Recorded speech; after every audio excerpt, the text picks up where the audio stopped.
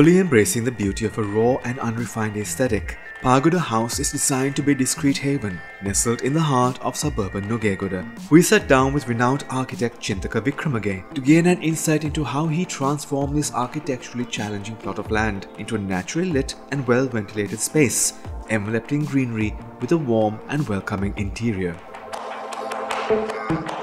The design brief was to design a 4-bedroom house in a small plot of land in a trapezium shaped small plot of land in Pagoda Nugegoda for a couple who reluctantly moved closer to Colombo for the best possible educational facilities for their children. The biggest design challenge was actually to design a 4-bedroom house in a very small trapezium shaped plot of land, and the site was also a sloping site where there were 2 levels. So we had to engage a split level so that the one bedroom will be about mid level of about half a story high, and the living dining area in a lower level. And we engaged a single mono-pitched sloping roof, so that all the volumes of the house are within that one single tent-like mono-pitched roof.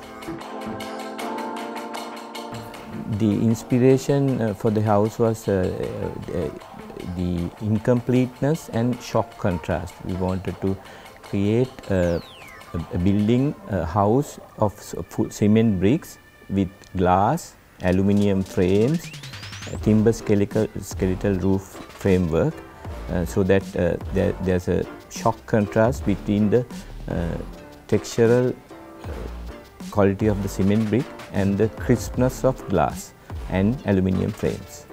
The house was built as a kind of a structure with unrefined, unfinished, incomplete look. So the contrast between each material will add to the textural quality of the house. Upper floor timber deck was used to soften the cement, the rigidness and roughness of the cement brick envelope of the house.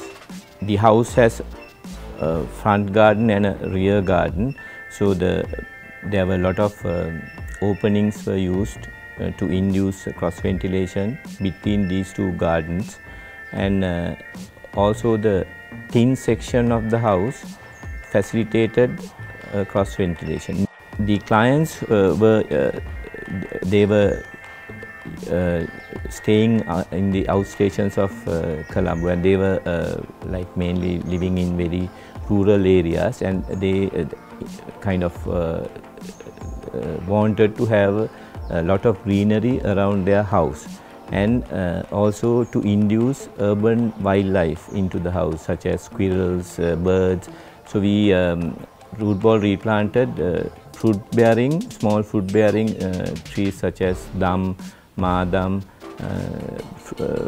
trees like those. First room of the house was considered the front garden, and it was root ball replanted with several tropical mature trees.